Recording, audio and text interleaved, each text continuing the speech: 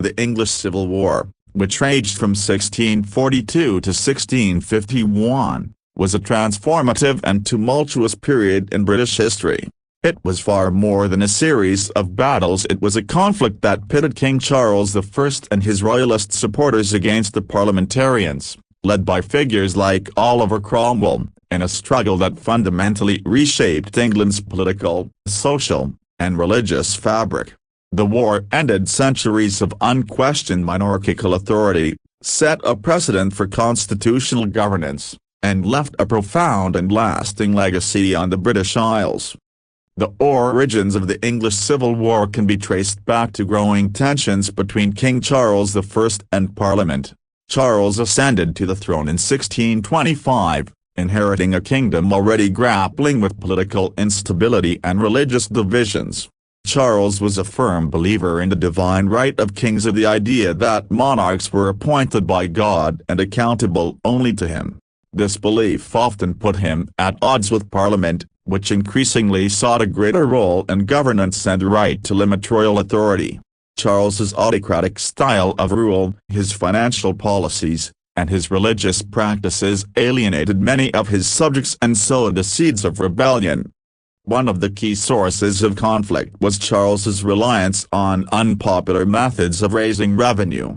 Parliament had the traditional right to approve taxes, but Charles often bypassed them when they refused to grant funds. Instead, he levied taxes without their consent, such as the infamous ship money tax, which was originally intended for coastal defense but was extended to the entire kingdom. This provoked widespread resentment, as it was seen as both unjust and illegal. Religious divisions further deepened the rift. Charles married Henrietta Maria of France, a Catholic, which raised fears among England's predominantly Protestant population that he harbored Catholic sympathies. These fears were exacerbated by his support for Archbishop William Laud, who implemented controversial reforms to the Church of England. Laud's policies, which emphasized ritual and ceremony, were viewed by Puritans and other Protestant factions as a dangerous drift toward Catholicism. Religious tensions were not confined to England, they extended to Scotland and Ireland, both of which had their own deeply rooted religious and political grievances. The situation deteriorated further in 1641, when Parliament issued the Grand Remonstrance, a document outlining their grievances against the king. The Remonstrance demanded sweeping reforms, including greater control over military and financial matters, and accused Charles of undermining England's Protestant faith. Furious at what he perceived as an attack on his authority, Charles attempted to arrest 5 members of Parliament in January 1642. This unprecedented action was a catastrophic miscalculation. The attempted arrests failed, and the event further eroded trust between the king and his subjects. Both sides began to arm themselves, and by August 1642, open conflict erupted when Charles raised his royal standard in Nottingham, signaling the start of the Civil War. The war divided the country into 2 factions, the Royalists, or Cavaliers, who supported the king, and the Parliamentarians, or Roundheads, who sought to limit royal power. The Royalists were largely composed of the aristocracy, landowners, and conservative rural populations, while the Parliamentarians drew support from merchants, tradespeople, and the more urbanized areas of the country, particularly London. The division also reflected religious lines, with Anglicans and Catholics generally siding with the king, and Puritans and other dissenting Protestants favoring Parliament. The conflict unfolded in 3 phases. The first phase, from 1642 to 1646, saw the Royalists initially gaining the upper hand. Early battles, such as the Battle of Edge Hill in 1642, were inconclusive, but the Royalists won several key victories in the following years. However, the Parliamentarians gradually gained the advantage due to their superior resources and organization. The creation of the new model army in 1645 was a turning point. This professional fighting force, led by Oliver Cromwell and Sir Thomas Fairfax, was disciplined, well-trained, and ideologically committed to the Parliamentarian cause. The decisive Battle of Naseby in 1645 effectively destroyed the Royalist forces, leading to the capture of Charles I in 1646 and the end of the First War. However, the conflict was far from over. Charles attempted to exploit divisions within Parliament, which was increasingly split between moderates who sought a negotiated settlement and radicals who wanted more profound changes to the political and religious order.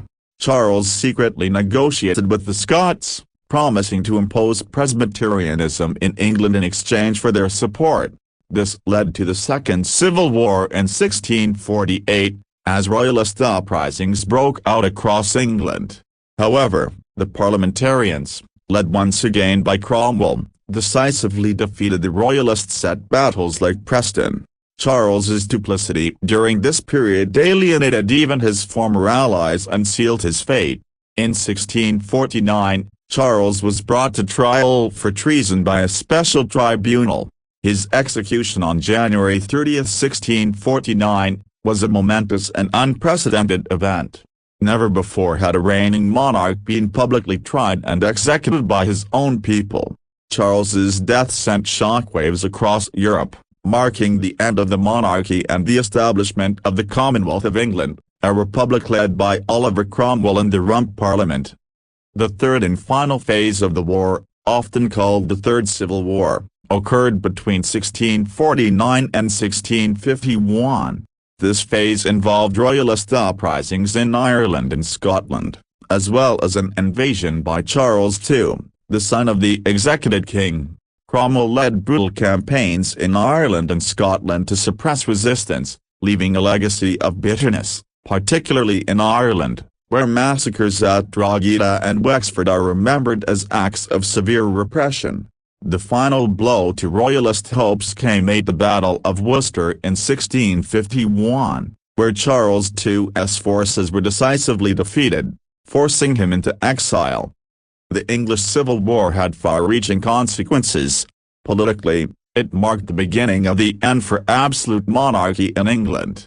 While the monarchy was eventually restored in 1660, it would never regain the unchallenged authority it had enjoyed before the war.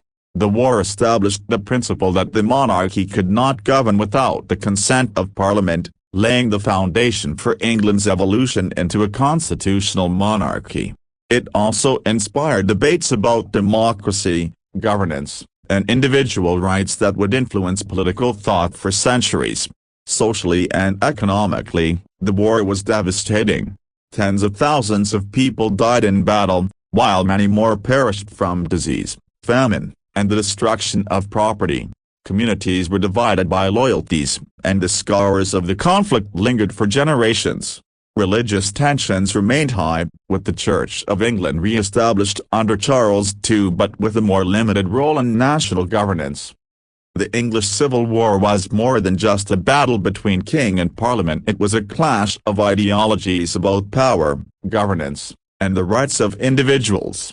It was a defining moment in British history, shaping the nation's political identity and leaving a legacy that still echoes in modern debates about democracy and authority.